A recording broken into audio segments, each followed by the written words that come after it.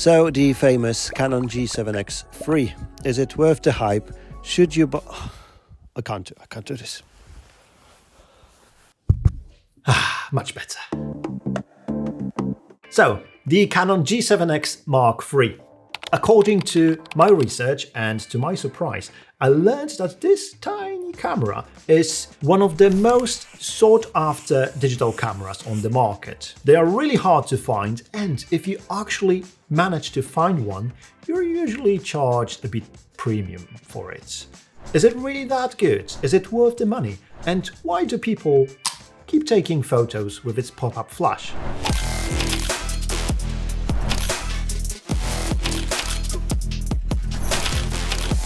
Let's find out.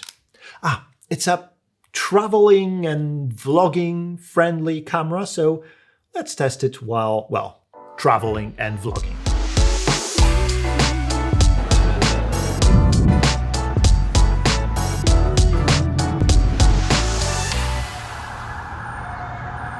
Canon G7 X Mark III was released in 2019, and it is a compact camera equipped with a fairly large 1-inch type sensor. It is a 20 megapixel sensor, so it will give you decent resolution of photos, and it will allow you to film 4K 30p video. The camera has a built-in zoom lens. It goes from 24mm in full frame terms to 100mm on the long end, so it gives you a decent zoom range, and it goes from f1.8 on the wide end to f2.8 on the long end. It has a mic input, great connectivity options, so you can pair it with your smartphone and quickly transfer photos and videos, or you can even stream directly to YouTube using the camera.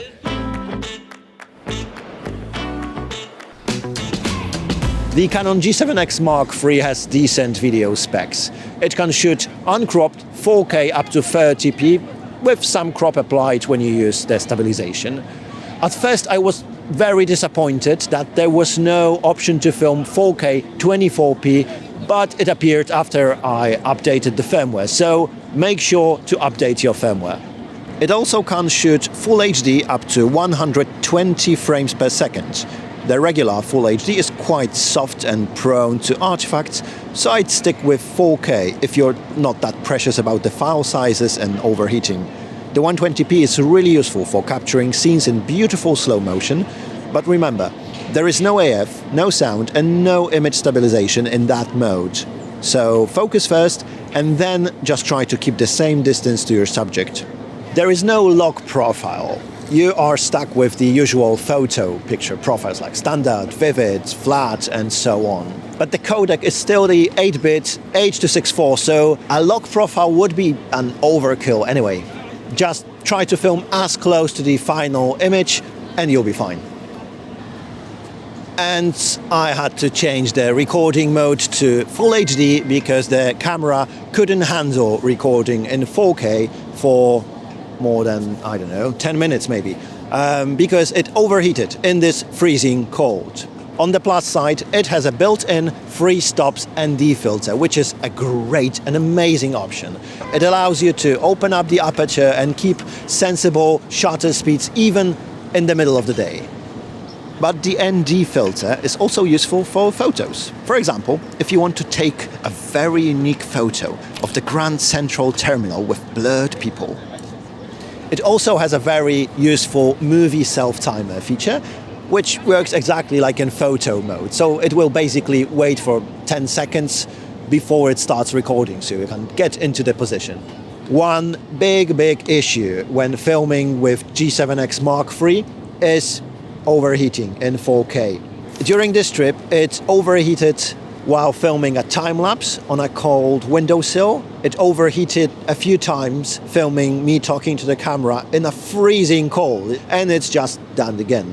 So when you're filming with this camera in 4K, you are either stuck with shorter clips or you just need to use Full HD.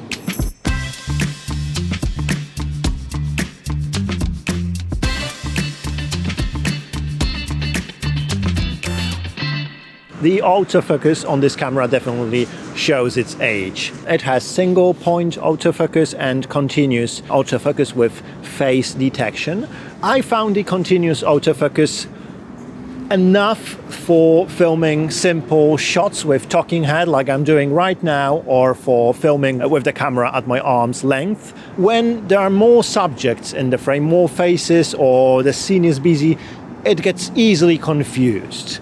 Not only that, it is rather slow and unreliable in any more complex scenarios. And for casual photos on the street, I reverted to the trusted single point autofocus, and I just reframed after taking photos. Or you can use, of course, the touch screen to find a place where you want the camera to focus. So yeah, the single point autofocus is quick and reliable, but the continuous autofocus, especially for video, is not that great.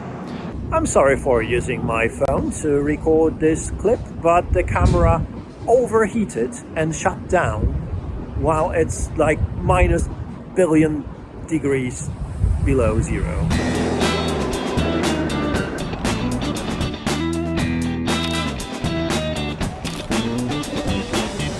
Unlike the Canon G7 X Mark III, I absolutely can't overheat in that weather. So many people use the Canon G7 X Mark III as a vlogging camera, but it is a travel-friendly, pocketable, great stills camera as well. If I was going on holidays, that would be a perfect companion for me. It has a 20.1 megapixel sensor, which is absolutely enough for even larger prints. Its ISO performance is good. It's just great. It has up to 20 frames per second continuous frame rate shooting for capturing fast action. And if that's not enough for you, it also has the 30 frames per second raw burst mode, which is basically like shooting video, but only for around 2 seconds. Keep in mind that in the highest frame rates, the focus stays locked, like on the first frame. The quality of the lens is good. There is a bit of glowy softness and vignetting when the lens is wide open, especially at the long end, but if you close it down a bit, it goes away. And again, around f11 it again loses some of its sharpness, as you would expect. Still nothing terrible. It has peak sharpness at f4 across all the focal lengths.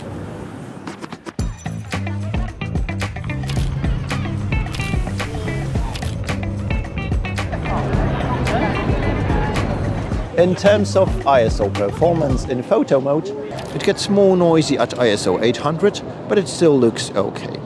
At ISO 3200, the noise gets really visible and has some fixed pattern to it, but unless you zoom in, I'd still use it in an emergency situation.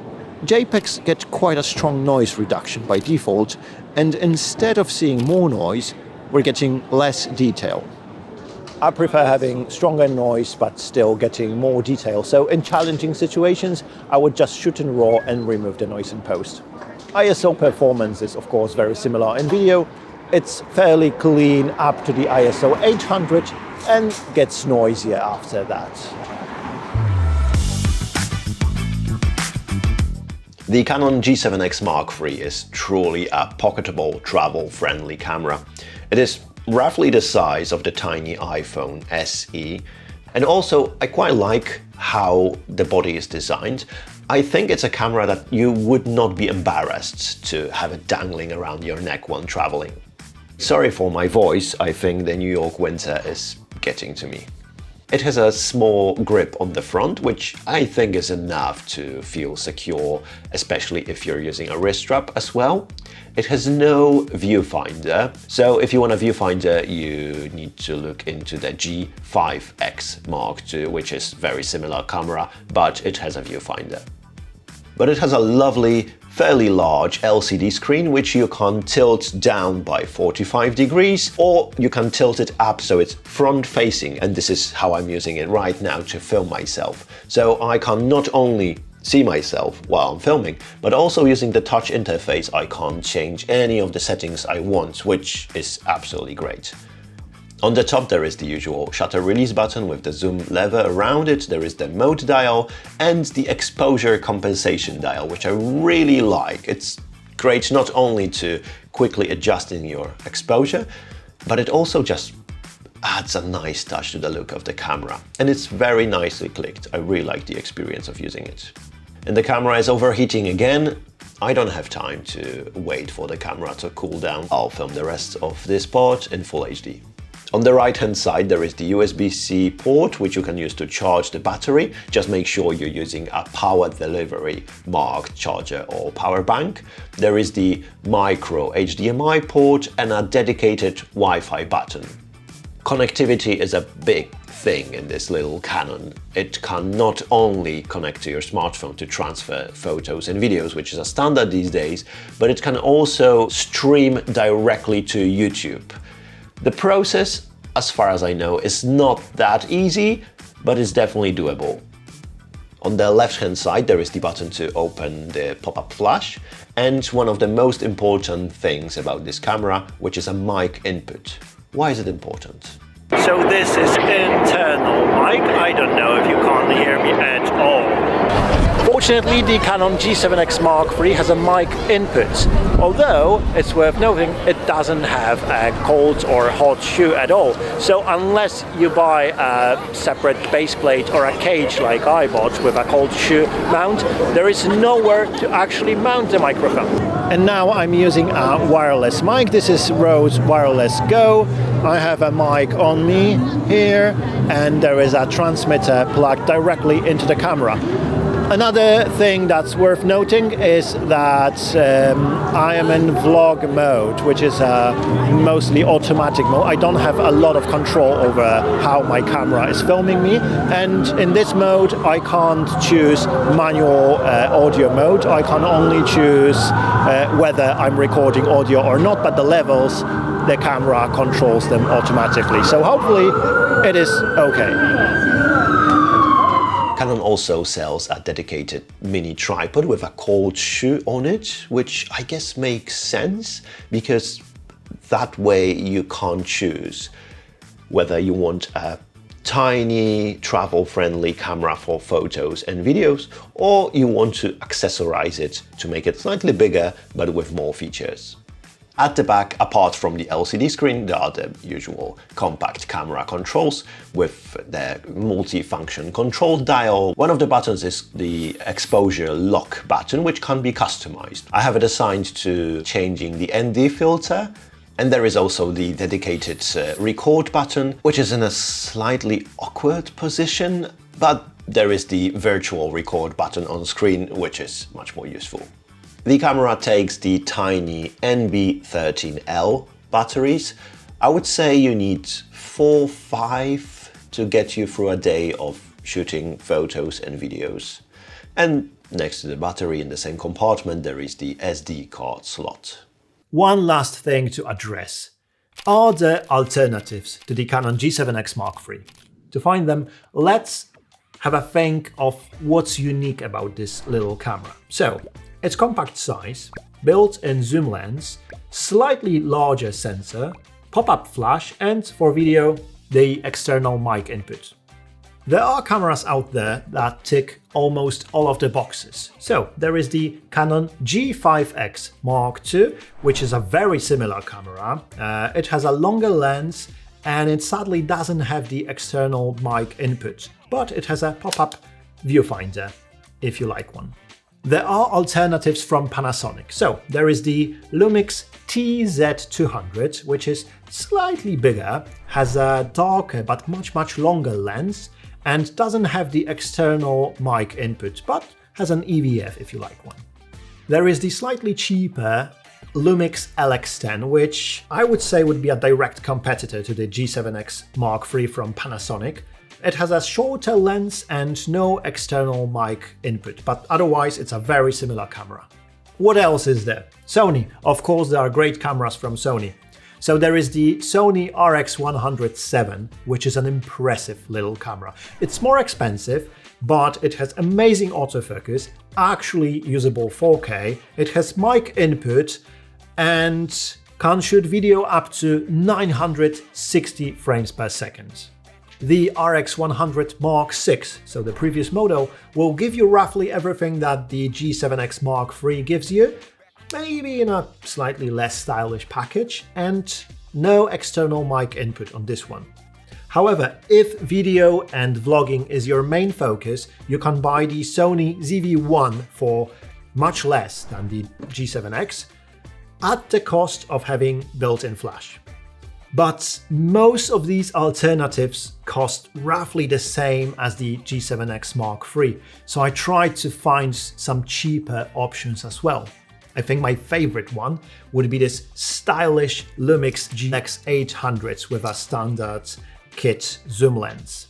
The whole thing costs far less than the G7X Mark III, has a bigger sensor, and you can buy a different lens in the future if you want to. What's the catch? There is no external mic input, and of course the whole thing is less pocketable than the G7X Mark III. There is another Panasonic I'd recommend, and it's this cute tiny GM1. Again, it has a larger sensor, interchangeable lens mount, and this little pop-up flash. What do you sacrifice? Well, it shoots only Full HD and has no external mic input. So great for photos, less for videos. Why use a camera like this one and not a smartphone? Well, I may not be the best person to answer that question because I absolutely love using a dedicated camera. It's just a very different experience. I know that many people also like using a camera like this one for a more neutral look than a smartphone camera gives them. And some people absolutely love the slightly vintagey, as they call it, on-camera flash aesthetics. I admit I really enjoyed using this tiny yet powerful compact camera. I liked its unobtrusiveness, the ease of use. It gives you great photos, if only the 4K video recording and video autofocus were actually usable. What do you think about this little camera? Let me know in the comments and see you in the next video.